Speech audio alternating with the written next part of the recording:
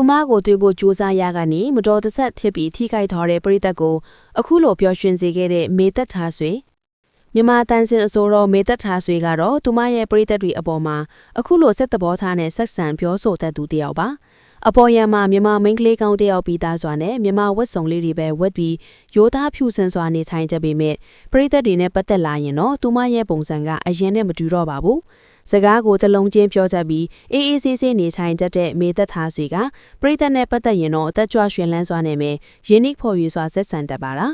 အခုလဲသူမကိုအရင်တွေ့ချင်လုံးလုံးစောင့်ဆိုင်နေရကနေရေမတော်တဆက်မှုဖြစ်သွားပြီးထိခိုက်ဒဏ်ရာရရှိသွားခဲ့တဲ့ပရိသတ်အထွတ်မေသက်ထားဆွေကဒီလိုလုပ်ရလေးနဲ့ပျော်ရွှင်စေခဲ့ပါတယ်အဆိုပါပရိသတ်ကမေသက်ထားဆွေရဲ့တကယ်ကိုအမာခံဖြစ်ပြီးအရင်ကတည်းကအားပေးချစ်ခင်ခဲ့ရတာနှစ်ပေါင်းများစွာကြာနေပါပြီတာမန်ပရိသတ်တယောက်တောင်မဟုတ်ပဲမေသက်ထားဆွေလိုနီးမတန်စင်လေးတွေကိုသဘောကျစွာတီဆိုဖြိုဖြေတတ်တဲ့ဝါသနာရှင်အနုပညာရှင်တယောက်လည်းဖြစ်ပါတယ်သူမတက်နိုင်တဲ့အင်အားနဲ့ရက်ရွာပွဲတွေမှာလိုက်လံဖျော်ဖြေတတ်တဲ့ဒီပရိသတ်အမျိုးသမီးလေးကတော့မနှင်းရွှေဤလို့အမည်ရပါတယ်မနှင်းရွှေဤကမေသက်ထားဆွေကိုတွေ့ဆုံဖို့အတွက်တင်းချန်တွင်မှာအတူဖျော်ဖြေနိုင်စေဖို့စီစဉ်ထားရကနေအိမ်အပြန်လိုင်းမှာကားနဲ့ဆိုင်ကမတော်တဆဖြစ်သွားခဲ့တာပါ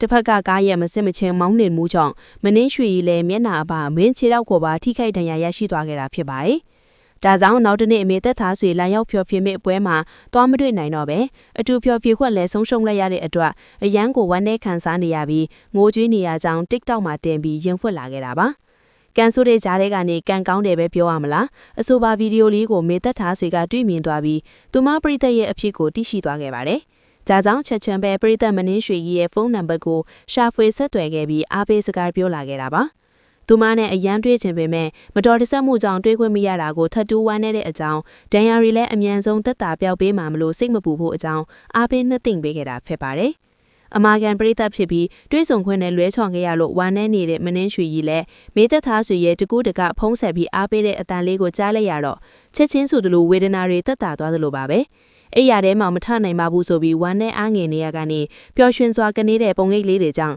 ကြည်နေတဲ့ပရိသတ်တွေပါထပ်တူးဝမ်းသာစေခဲ့တာပါ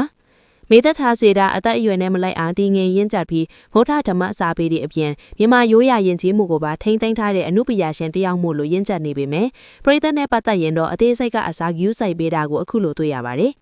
ဒါကြောင့်မေသက်ထားဆွေရဲ့ဖြူစင်တဲ့စိတ်သဘောတည်းနဲ့ပရိသတ်ပေါ်ဆက်ဆံမှုကိုအားလုံးမှာပို့ပြီးတော့လေးစားနေရတာပါ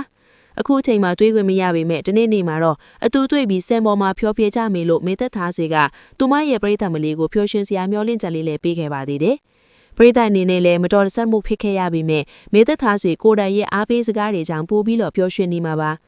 အခုလိုအားငယ်ဝမ်းနေနေတဲ့ပရိသတ်တယောက်ကိုဖုန်းကောလီတစ်ခုနဲ့ပျော်ရွှင်စေခဲ့တဲ့စိတ်သဘောထားဖြူစင်သူမေသက်ထားဆွေကိုအားပေးရကြိုးနှက်ဆိုပြီးဗီဒီယိုလေးကိုမျှဝေသွားခဲ့ပါဦးနော်